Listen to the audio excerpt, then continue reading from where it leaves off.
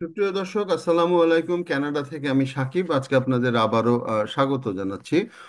আজকে একটু কথা বলবো আরসিআইপি প্রোগ্রাম নিয়ে।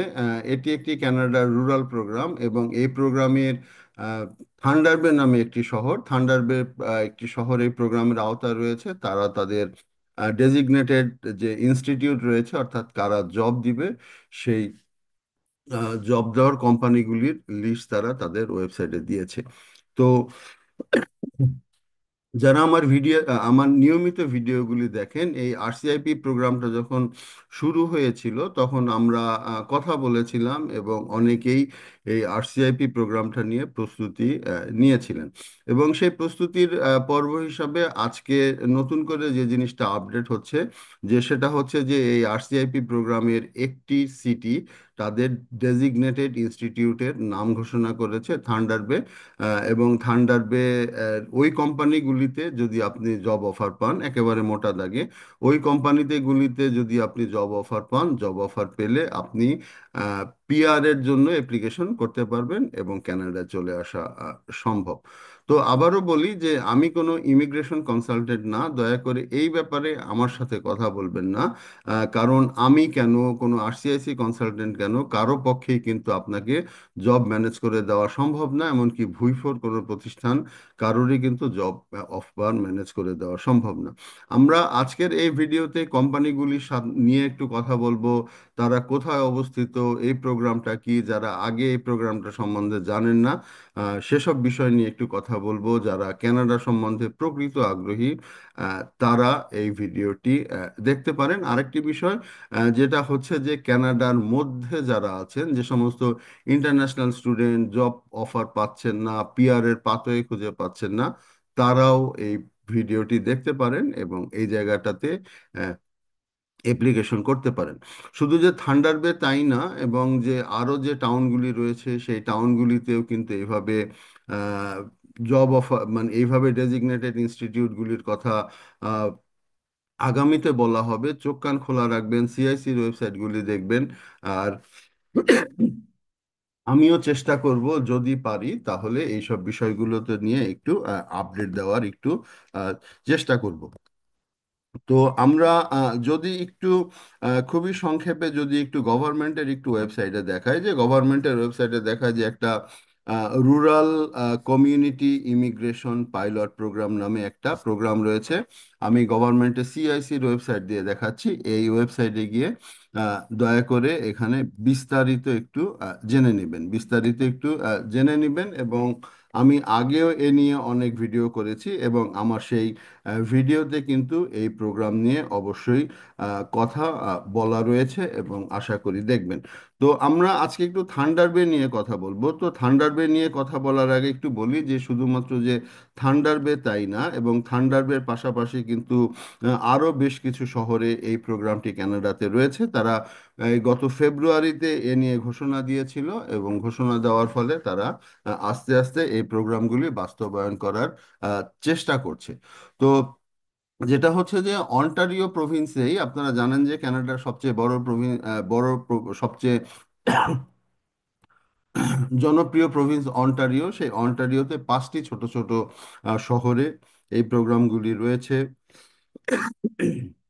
এর মধ্যে থান্ডার বে, সুসাট মেরি, সার্টবেরি, নর্থ বে এবং টিমিনিস, এই 5টি জায়গায় রয়েছে। ম্যানিটোবায় রয়েছে ব্র্যান্ডন এবং আরেকটি রয়েছে অ্যালটোনাতে, ব্রিটিশ কলম্বিয়াতে 2টি, অ্যালবার্টায় 1টি, সাসকাচুয়ানে মজো এবং নিউ ব্রাউনসউইকে 2টি, এবং নিউ ফাউন্ডল্যান্ড অ্যান্ড ল্যাব্রাডরে 1টি, সর্বমোট 14টি জায়গায় এই প্রোগ্রামটি রয়েছে। আর এই প্রোগ্রাম নিয়ে যারা জানেন না তাদের জন্য একটু বলি যে আমি পরবর্তী ভিডিওর একটু আরেকটু পরে আসছি, যে কিভাবে অ্যাপ্লিকেশন করবেন বা কিভাবে কি করবেন সে বিষয়টা নিয়ে একটু পরে আসছি। তো এই প্রোগ্রামটা কি, আসলে প্রোগ্রামটা হচ্ছে গিয়ে যে আপনার কিছু বেসিক কিছু ক্রাইটেরিয়া থাকা লাগবে, বেসিক কিছু ক্রাইটেরিয়া থাকা লাগবে। অর্থাৎ আপনি যদি এই প্রোগ্রামে অ্যাপ্লিকেশন করতে চান, আপনি কানাডার মধ্যে থাকেন কিংবা কানাডার বাইরে থাকেন, আপনার অ্যাটলিস্ট বছরের ওয়ার্ক এক্সপিরিয়েন্স থাকা লাগবে আপনি যে কোম্পানিতে কাজ করবেন সেই কোম্পানিতে। আপনার ল্যাঙ্গুয়েজ প্রফিসিয়েন্সি থাকা লাগবে, অর্থাৎ 4 থেকে 6-এর মতো আইএলটিএস থাকা লাগবে, এবং শিক্ষাগত যোগ্যতা মাত্র এইচএসসি পাস। শিক্ষাগত যোগ্যতা মাত্র এইচএসসি পাস। আর কিছু সেটেলমেন্ট ফান্ড আনতে হবে, সেটা অত বড় কিছু না। আমার আগের ভিডিও বা আমি গভর্নমেন্টের যে ওয়েবসাইটটি দেখিয়েছি সেই ওয়েবসাইটে গিয়ে দেখতে পারেন। এবং যেটা হচ্ছে যে বেসিক জিনিস, সেটা হচ্ছে গিয়ে যে সেই জায়গাটার একটি জব অফারের প্রয়োজন রয়েছে। তো জব অফারটা কিভাবে পাবেন, জব অফারটা কিভাবে পাবেন এবার সেই বিষয়টা নিয়ে একটু কথা বলি। যেটা এই প্রোগ্রামের সবচেয়ে কঠিন দিক সেটা হচ্ছে গিয়ে জব অফার। তো আমরা যদি একটু সিআইসি নিউজের যদি একটু ওয়েবসাইটটা দেখাই, দর্শক, এই এই আমি যে এখন যে ওয়েবসাইটটা দেখাচ্ছি এই ওয়েবসাইটটা দয়া করে ফলো করবেন, দয়া করে ফলো করবেন। এই জায়গাতে কানাডার ইমিগ্রেশনের যাবতীয় আপডেট ওরা দেয়। এটা কোনো সরকারি ওয়েবসাইট না, এটা একটা কোন একটি প্রতিষ্ঠানের ওয়েবসাইট, কিন্তু ওরা অথেন্টিক ভাবে এই নিউজগুলি আপনাদেরকে দিয়ে থাকে। তো ওরা দেখেন এখানে একটা কোম্পানি লিস্ট দিছে, অর্থাৎ ডেজিগনেটেড এমপ্লয়ার, অর্থাৎ নামগুলি দেখছেন, তাদের অ্যাড্রেস দেখছেন, প্রত্যেকটা অ্যাড্রেসই কিন্তু থান্ডার বে অন্টারিওতে। এবং এই আমরা যে অনেক লিস্ট দেখছি কিন্তু, হ্যাঁ, এই যে এই সমস্ত যে লিস্টগুলি দেখছেন, এই লিস্টের এই কোম্পানিগুলি গুগলে সার্চ করেন, তারা কি কি কাজ করে সেটা সার্চ করেন। এবং এবং যেটা হচ্ছে থান্ডারবার্ড যে সিটির ওয়েবসাইট আছে, সেই জায়গাতে যান, এই কোম্পানিগুলো সম্বন্ধে রিসার্চ করুন, প্রত্যেকটা কোম্পানি সম্বন্ধে রিসার্চ করুন, এবং সেই রিসার্চে আপনি যে কাজ করেন, অর্থাৎ আপনি এখন যে কাজ করেন, আমি একটু আবার একটু দেখে রাখেন যে আমি এটা আপনাদের সিআইসির ওয়েবসাইট থেকে দেখাচ্ছি। এবং এই আরসিএমপি এবং এই আরসিআইপি প্রোগ্রামের যে থান্ডারবার্ড, প্রত্যেকটা ডেজিগনেটেড এমপ্লয়ারেরই কিন্তু লিস্ট দেওয়া রয়েছে। এবং এই লিস্টগুলি নিয়ে তাদেরকে ভিজিট করুন। তাদেরকে ভিজিট করার পরে, ভিজিট করা বলতে তাদের ওয়েবসাইটে যান, ওয়েবসাইটে গিয়ে তারা কি কাজ করে সেই কাজ গুলি আপনি করেন কিনা। হ্যাঁ, এটা হচ্ছে কিন্তু বেসিক জিনিস যে আপনি করেন কিনা। কারণ যেটা হচ্ছে যে এই ঘোষণাটা এসেছে কালকে, আমি আজকে ভিডিও করছি। এবং আপনি ভাববেন যে কোনো একটা জায়গার জন্য যদি আপনি আগে চিন্তা করেন, ভাববেন যে আপনি প্রথম না, আপনার আগেও কিন্তু অনেক মানুষ চিন্তা করে রয়েছে। তো এই প্রোগ্রামটা নিয়ে অনেকেই চিন্তা করে রয়েছে। তারা অলরেডি হয়তো অনেকেই যোগাযোগ শুরু করে দিয়েছে। তো এই কোম্পানিগুলোর সাথে যদি কাজের সাথে আপনার কাজের দক্ষতা যদি মিলে যায়, 1 নাম্বার।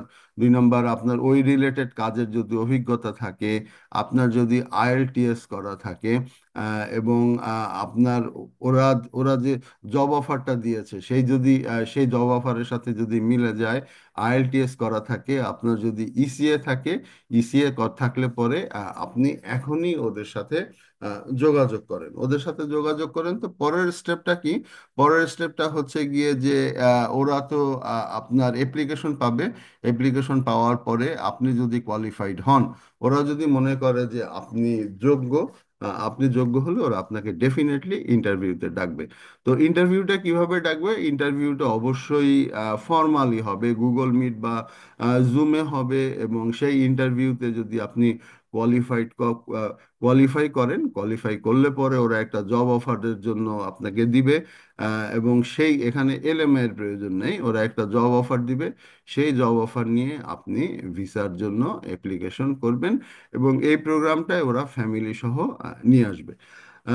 আর এই হচ্ছে একেবারে মোটা দাগে কথা। এখন নিজে একটু রিসার্চ করুন এই প্রোগ্রামটা নিয়ে নিজে একটু রিসার্চ করুন। আর আমি যে সিটিগুলির কথা বললাম এর আগে, বা গভর্নমেন্টের আমি যে ওয়েবসাইটটা দেখিয়েছি প্রথমে, সেই ওয়েবসাইটে গেলে কিন্তু এই প্রোগ্রামটা সম্বন্ধে ডিটেলস বলা রয়েছে। অর্থাৎ সেটেলমেন্ট ফান্ড কত লাগবে, ফ্যামিলি মেম্বার 2 জন হলে কত লাগবে, 4 জন হলে কত লাগবে, সব কিছু কিন্তু ওই ওয়েবসাইটে দেয়া আছে।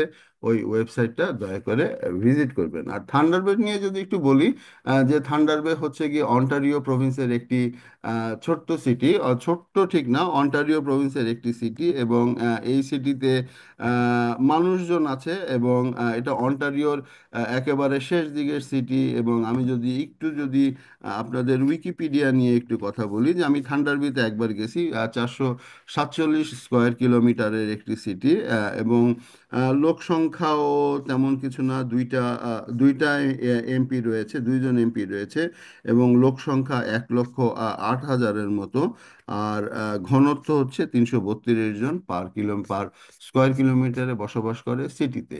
আর এই শহরটি কিন্তু সামারের সময় খুবই জমজমাট, কারণ এটা ম্যানিটোবা থেকে বেশি দূর না। ম্যানিটোবা থেকে 8 ঘন্টা ড্রাইভ, অর্থাৎ ম্যানিটোবা এবং অন্টারিওর ঠিক মাঝামাঝি না, অর্থাৎ উইনিপেগ থেকে 8 ঘন্টা, তারপরে বোধহয় আরো 12 ঘন্টা ড্রাইভ হচ্ছে থান্ডারবে থেকে, আরো 12 ঘন্টা ড্রাইভ হচ্ছে অন্টারিওতে। তো এই হচ্ছে অবস্থা। তো সর্বশেষ বলি, আবারও একটু রিক্যাপ করি, যে আরসিআইপি প্রোগ্রাম একটা রয়েছে, সেই প্রোগ্রামটি গভর্নমেন্টের ওয়েবসাইটে দেখুন আপনার যদি। এবং এই থান্ডারবে তাদের ডেজিগনেটেড ইনস্টিটিউটের কথা ঘোষণা করেছে, সেই ইনস্টিটিউটগুলিতে তাদের কি চাকরি তাদের খালি রয়েছে, সেইগুলিতে যোগাযোগ করেন, প্রয়োজন হলে ফোন করেন তাদের।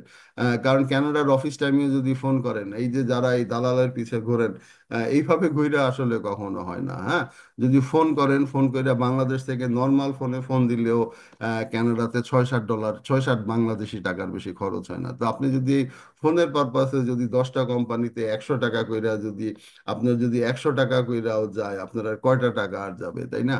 তো এইভাবে নিজের এক্সপ্লোর করেন। আর আপনি যদি বাংলাদেশ থেকে কোনো একটা কোম্পানির ফোন করেন, ওদের যদি কনভিন্স করতে পারেন, এটাও কিন্তু একটা অ্যাডভান্টেজ, এটাও কিন্তু চাকরি পাওয়ার ক্ষেত্রে অবশ্যই একটা অ্যাডভান্টেজ। আর কানাডার মধ্যে থেকে যারা দেখছেন স্টুডেন্টরা, তারাও অবশ্যই চেষ্টা করবেন, কারণ আর আমি বলবো, যদি কেউ ম্যানিটোবায় থাকেন বা যদি কেউ অন্টারিওর মধ্যে থাকেন, এই ইনস্টিটিউটগুলি ভিজিট করেন, এই ইনস্টিটিউটগুলি ভিজিট করেন, তাদের সাথে কথা বলেন। তবে আগে হোমওয়ার্ক করে আসবেন, কেননা 1 বছরের সলিড এক্সপেরিয়েন্স লাগবে। 1 বছরের সলিড এক্সপেরিয়েন্স থাকলে পরে কিন্তু কানাডার মধ্যে যারা আছেন তাদের জন্য কিন্তু এটি একটি সুবর্ণ সুযোগ হতে পারে। আরেকটি বিষয় দর্শক, আবারও বলি, ভিডিও শুরুতে যেটা বলেছিলাম, কোনো বাটপারের খপ্পরে পড়বেন না। আমি কোনো ইমিগ্রেশন কনসালটেন্ট না। কোন ইমিগ্রেশন কনসালটেন্টেরও বাপেরও ক্ষমতা নাই যে আপনার এখান থেকে একটা জব অফার আইনা দিবে, বা কোনো কোনো হায়ারিং কোম্পানিও পারবে না। প্রত্যেকটা ছোট ছোট কোম্পানি, হয়তো এক একটা কোম্পানিতে 4জন 5জন বা 3জন করে লোকের প্রয়োজন হবে। তো এর মধ্যে থেকে আপনি যদি যোগ্য হন, তাহলে আপনি অবশ্যই পাবেন। এবং আইএলটিএস মাস্ট, যে যে ক্রাইটেরিয়া কথাগুলি বললাম সেগুলি মাস্ট, এবং ওয়েবসাইট ভিজিট করলে ক্রাইটেরিয়াগুলি কিন্তু পাবেন। আহ, আশা করি বোঝাতে পেরেছি। জানি না কতজন এই অনুযায়ী কাজ করতে পারবেন। তবে বারবার বলি, কোনো বাটপারের খপ্পরে পড়বেন না, নিজে জানুন, বুঝুন, শুনুন। এবং আমার সাথে এই ব্যাপারে, জবের ব্যাপারে যোগাযোগ করে লাভ নেই, কারণ আমি এই রিলেটেড কোনো কাজই করি না। আমি শখের বশে আমি এই ভিডিওগুলি বানাই। তো দর্শক, ধন্যবাদ। আবারও দেখা হবে। আসসালামু আলাইকুম।